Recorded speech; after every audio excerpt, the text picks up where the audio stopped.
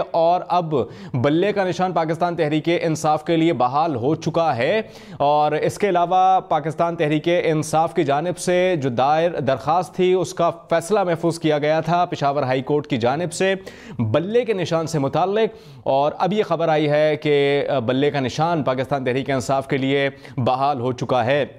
लेकिन अभी भी बताना कबल अज़ वक्त होगा कि जो इंट्रा पार्टी इंतखाब हुए थे वो बहाल हुए हैं या अभी भी उन पर कोई एतराज़ है, या फिर ये फ़ैसला मशरूत तरीक़े से दिया गया है, या फिर पाकिस्तान तहरीक इंसाफ को इंट्रा पार्टी इलेक्शन दोबारा करवाने होंगे इनके मुताबिक 8 फरवरी से पहले ये बताना भी अभी कबल अज़ वक्त होगा। लेकिन पाकिस्तान तहरीक इंसाफ के लिए पाकिस्तान तहरीक इंसाफ के जो उम्मीदवार हैं बिलखुसूस साबिक चेयरमैन और मौजूदा चेयरमैन और दीगर कारकुनान के लिए ये एक अच्छी खबर है कि पेशावर हाई कोर्ट की जानिब से जो इलेक्शन कमीशन की जानिब से जो फैसला दिया गया था उसे मुअत्तल किया गया है और बल्ले का निशान दोबारा बहाल हो गया।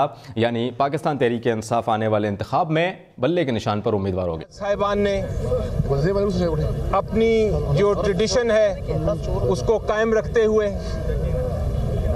हमेशा इंसाफ का सर ऊंचा किया है। इस हाई कोर्ट ने उस ट्रेडिशन को कायम रखते हुए आज जो इलेक्शन कमीशन ऑफ पाकिस्तान का ऑर्डर था पीटीआई के खिलाफ, जिसमें सिंबल पीटीआई का जो बल्ला है वो ले लिया गया था, छीन लिया गया था, बल्कि मैं कहता हूं एक गैर कानूनी और गैर आईनी ऑर्डर के जरिए, उस ऑर्डर को, उस इलेक्शन कमीशन के ऑर्डर को सस्पेंड कर दिया है। और साथ ये हुक्म फरमाया है कि जो हमारा सिंबल है वो हमें वापस किया जाए, रिस्टोर किया जाए।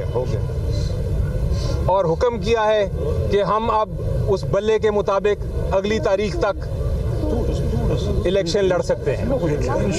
अल्हम्दुलिल्लाह। ये सिंबल जो है मैं चाहूंगा कहना अब एक अगली तारीख तक इलेक्शन लड़ सकते हैं। अल्हम्दुलिल्लाह।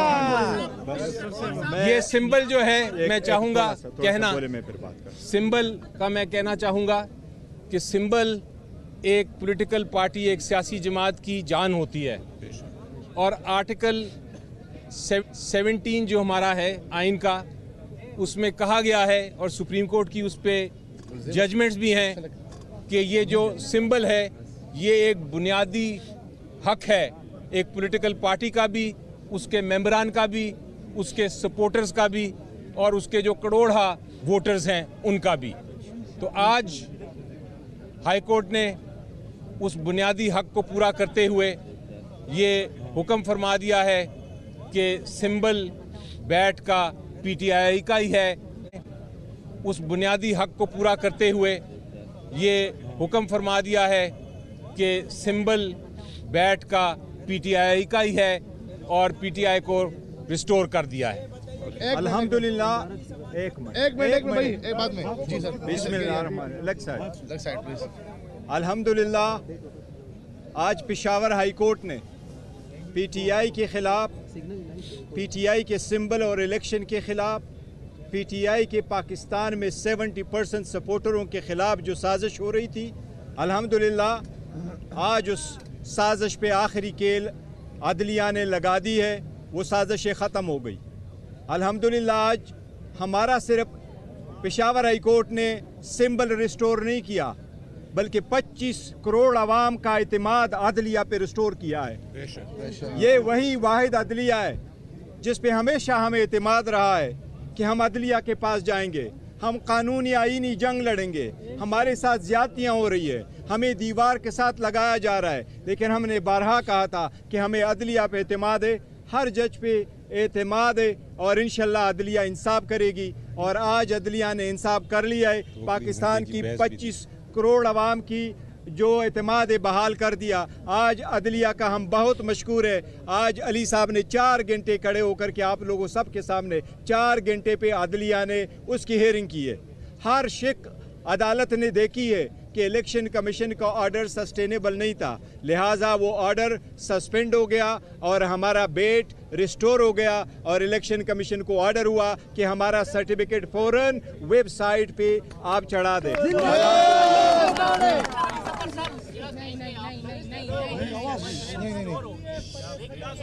जी रिलीफ मांगा था वो आपको मिले, अब डीबी के पास केस लगेगा क्या? अगर वो इस फैसले को ही उड़ा देती है और फिर जो है इलेक्शन कमीशन का फैसला बहाल होता है तो फिर आप लोग क्या करें? जी देखें, वो तो आप बात दुरुस्त कह रहे हैं कि अभी इंटरिम स्टेज है और अभी आगे बड़े मराइल हैं और भी, और डीबी सुनेगी, पूरा अपना फिर फैसला करेगी। लेकिन जिस तरह आपने देखा, पता नहीं आपने मेरी बहस सुनी थी कि नहीं, हमने 4 घंटे के दलाइल दिए और एक एक चीज़ बताई कि इलेक्शन कमीशन ऑफ पाकिस्तान का ऑर्डर क्यों गैर आइनी है, क्यों कानून के ख़िलाफ़ है। और जज साहब का आपने कमेंट भी सुना, बार बार उन्होंने, जज साहब ने पूछा वो दूसरे वकला से, और मैं तो सरप्राइज्ड हूँ कि परेशान भी हूँ और हैरान भी हूँ कि वो हुकूमत के वकील भी खुद आ गए उधर। उनसे पूछा कि आप ये बताएं कि कहाँ से ये पावर और ताकत आई इलेक्शन कमीशन की कि वो इंटरनल जो इलेक्शन है, इंट्रा पार्टी इलेक्शंस किसी पार्टी के, वो किस शिक के तहत, किस इलेक्शन एक्ट की शिक के तहत उन्होंने ये फैसला किया है। उनके पास जवाब नहीं था और काफ़ी उन्होंने कोशिश की लेकिन कोई उनको नज़र नहीं नज़र आया। उसके अलावा अदालत ने बड़ी बार पूछा कि आपकी 170 से ज़्यादा जमातें हैं, आपने कौन सी जमात इस पीटीआई के अलावा किस जमात के ख़िलाफ़ ऐसी कार्रवाई की। बल्कि जब ये जिक्र हुआ तो मैंने कहा अदालत से कि ये सवाल मैंने इलेक्शन कमीशन को भी पूछा था और इलेक्शन कमीशन ने मजाकिया तौर पे मुझे ये कहा था कि आप आपकी स्पेशल पार्टी है इसलिए हम आपको इतना गौर से देख रहे हैं। देखो एक मिनट मैं इसके साथ एग्री करता हूँ। एक मिनट सुन लिया करें। देखो इस जजमेंट की जिस तरह अली साहब फरमा रहे हैं, इस जजमेंट इस जो सस्पेंशन वाला ऑर्डर है इसकी बहुत ज़्यादा एक ज़रूरत थी। आपको मालूम है कि सारे नॉमिनेशन पेपर फाइल हो चुके थे और कल से स्क्रूटिनी का अमल शुरू हो चुका था। हमने अपने प्रायोरिटी लिस्ट जमा करवाई थी। मेरे दस्तखतों से जब प्रायोरिटी लिस्ट चली गई तो बलूचिस्तान में एक्सेप्ट हुई, सिंध में वो एक्सेप्ट हुई, KPK में वो एक्सेप्ट हुई, पंजाब वालों ने उसको पास रोका और जो लिस्ट इशू करके दे दिया तो सारे पॉलिटिकल पार्टीज़ का नाम आया, पर PTI का नाम उन्होंने विथहोल्ड कर दिया कि हम आपके जितने भी प्रायोरिटी लिस्ट के उम्मीदवारान हैं हम उनकी स्क्रूटनी नहीं करेंगे। अब ये 227 सीट से इनका बड़ा अमल दखल होता है सदर के इंतखाब में, वज़ीर आज़म के इंतखाब में, वज़ीर आला के इंतखाब में और ये स्पीकरों के इंतखाब में। इसलिए अल्हम्दुलिल्लाह ये हम इस प्रोसेस से बाहर नहीं हुए, अल्हम्दुलिल्लाह बड़ा ज़रूरी था। ये बताएं कि पेशावर की मुख्तलिफ वकला तंजीमों की जानिब से पेशावर हाई कोर्ट के चीफ जस्टिस और जजों के खिलाफ एहतजाजी मुजाहरे के एक मखसूस जमात को रिलीफ दिया जा रहा है, आप क्या कहें? जी देखें, मेरा तो यकीन है कि कोई इंस्टीट्यूशन हो, कोई अदालत हो, छोटी से छोटी अदालत, बड़ी से बड़ी अदालत, अल्टीमेटली फ़ाइनल फ़ैसला इंसाफ और कानून के मुताबिक होता है। आपको इसमें शक नहीं होना चाहिए और यही मैं बार बार अपनी कौम को भी बताता हूँ, बार बार मैं यही इल्तिजा करता हूँ कि हमें यकीन रखना चाहिए अपने आइन में और कानून में।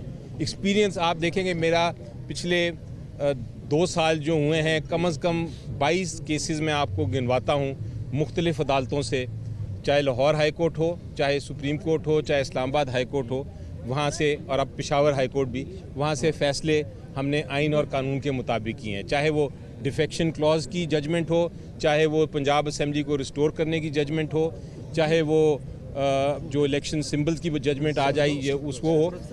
अदालतें हमेशा फैसला करती हैं इंसाफ के मुताबिक, इसलिए ऐसी कोई अगर बात करता है तो गलत बात करता है। जी बोलिए।